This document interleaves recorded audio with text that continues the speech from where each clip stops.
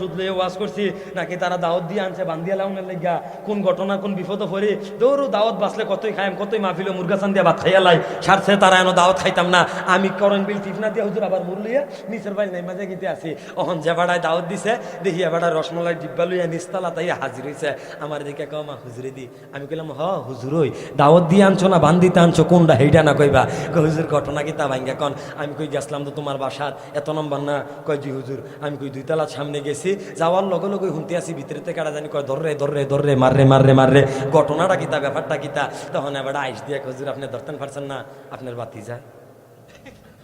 আহারে আমরা মুসলমান দাবি করি ওই যে কইসলাম ইলমি দ্বীন শিক্ষা করা প্রত্যেক মুসলমানের উপর ফরজ আমরা ফুতাইতে আজকে আমরা মসজিদ মাদ্রাসায় দেওয়ার দরকার ছিল তে কোরআন হাদিসের জ্ঞান অর্জন করার দরকার ছিল অন্ততপক্ষে আখেরাত যেন তার কামিয়াব হয় এতটুকুর জন্য কিন্তু না আমরা এই চিন্তা করছি না আমরা নিয়ে দিছি কোনো তারে স্কুল কলেজ ইউনিভার্সিটিতে দিতে না করি না এই যে ডাক্তার সাহেব ভার্সিটিতে পড়ালেখা করছে পড়ার পরে তিনি ডাক্তার হইছে এখন সেবা কার করতে আছে আমরা তো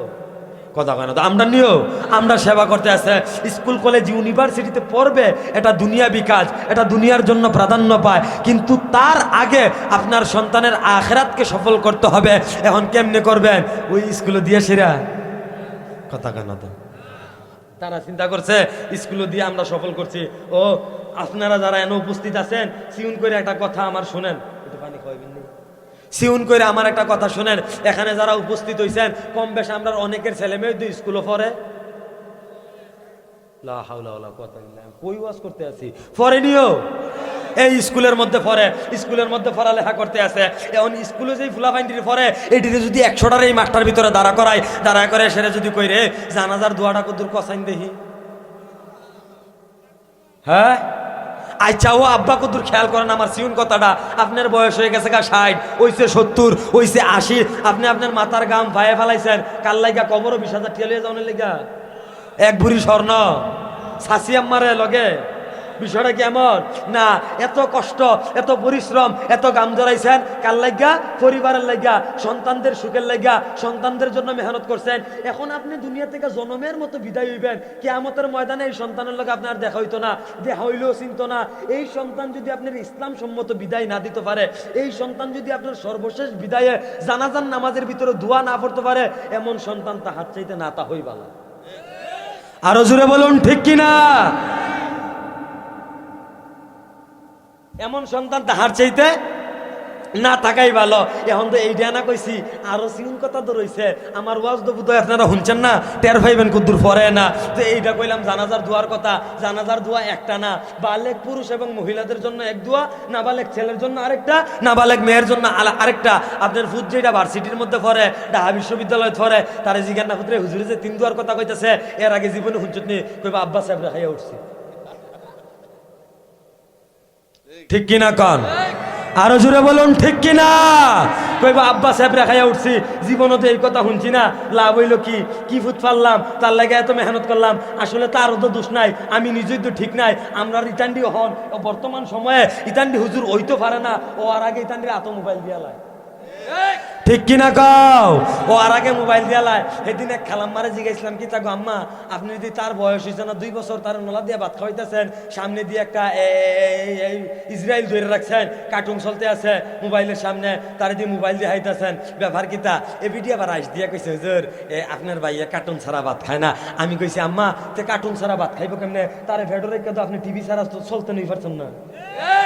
আরো জোরে বলুন ঠিক কিনা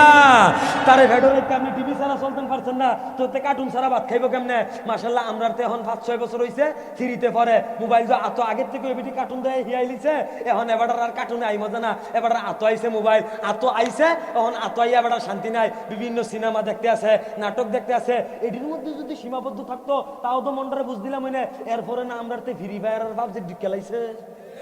কথা কয় না ঠিক কিনা কন এখন ফ্রি ফায়ার পাবজি ঢুকেলাইছে ফ্রি ফায়ার আর পাবজির কথা কখনো তো ঘটনা একটা মনে পড়ে গেছে কয়ে লিতাম নাকি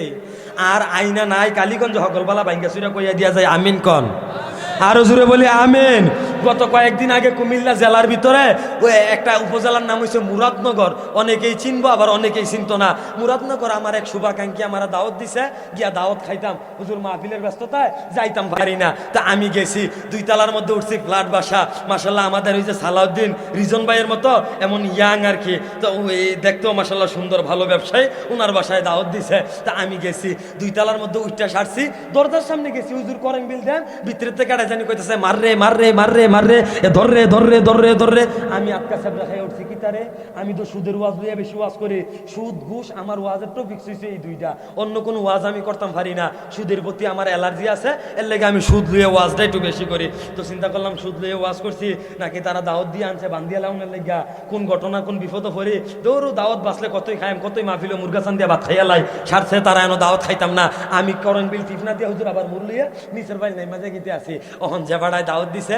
দেখি এবারটা রসমলাই ডিব্বা লইয়া নিচতলা তাই হাজির হয়েছে, আমার দিকে কও মা হুজুরে দি। আমি কইলাম হ হুজুর, ওই দাওয়াত দিয়ে আনছো না বান্ধিতে আনছো, কোনটা হেইটা না কইবা। হুজুর ঘটনা কি তা ভাঙ্গা কন। আমি কই গেছিলাম তো তোমার বাসাত, এত নম্বর না, কয় জি হুজুর। আমি কই 2 তলার সামনে গেছি, যাওয়ার লগে লগে শুনতে আসি ভিতরে থেকে কাটা জানি কয় ধররে ধররে ধররে মাররে মাররে মাররে, ঘটনাটা কিতা ব্যাপারটা কিতা। তখন এবার আইস দিয়ে হুজুর আপনি ধরতেন পারছেন না, আপনার বাতি যায়, কিতি যায়, কথা কয় না তো, কিতি যায়, আপনার বাতি যায়। আমি কইলাম তো বাতি যায় কি হয়েছে, তার আবার সমস্যা কি? হুজুর আমরা আপনার বাতি যায় ফ্রি ফায়ার আর পাবজি খেলে, মাশাল্লাহ আপনার বাতি যায় মোবাইলে, মাশাল্লাহ হুজুর যে ফাঁক না, আমিও মাঝে মাঝে তাতে বুঝন লাগে, আমিও মাঝে মাঝে তাতে কি করণ লাগে, বুঝন লাগে। তো আমি কইলাম তো মোবাইলে মারে মারে ধরে ধরে করে কিতা, হুজুর আপনার দৈতানের খবর রাখেন না, মোবাইলের ভিতরে নতুন একটা গেম আছে ফ্রি ফায়ার আর পাবজি না, এগুলার ভিতরে একজনের লোকে কথা কই আরেকজন অন্য জায়গায় তাহে কথা কইয়া খেলন যায়, কিভাবে বলে যুদ্ধ করে অ্যাটাক করে, তেহেনের মাঝে কয় মাররে মাররে ধররে ধররে, এই অবস্থা চলতে আছে। পরে আমি আমার সফর সঙ্গীরে দিয়া খবর লইলাম রে, এইটি আবার কোন জগতের হালুয়া, তোদের খবর লই আমার জানা। তে আবার কইছে ভাইসা এটা এমনি এমনি ডায়মন্ড ডুইমন্ড কিনুন লাগে, বিভিন্ন যায় ঝামেলা আছে। এখন আপনার বিবেকের কাছে প্রশ্ন, যে এই ফুলাটা থ্রিত পরে তে কি ইনকাম করে, কথা কয় না তো, সে কি ইনকাম করে? তে ইনকাম করে না, তার কোনো ইনকাম সুইচ নাই। এখন তো তে মোবাইল এত পাইছে, তে ফ্রি ফায়ার খেলতে আছে, তে পাবজি খেলতে আছে, এগুলা খেলার জন্য ডায়মন্ডের দরকার আছে। এই ডায়মন্ড আবার টাকা দিয়ে কিনুন লাগে। এখন বাপটায় সারাদিন হাতের মধ্যে ক্ষেতের মধ্যে কৃষি কাজ কইরা, আরেকজনের এখানে কাজ কইরা 500 টিয়া রুজ পাইছে, টিয়াটা লইয়া বাইতেছে, পকেটের মাঝে টিয়াটা রাইকা হচ্ছে, হেন থেকে আমরা 300 নাই করে লাইছে ডায়মন্ড কিনুনের লেগে। আসেনিও চলতে আসেনি বর্তমান সমাজে অবস্থা।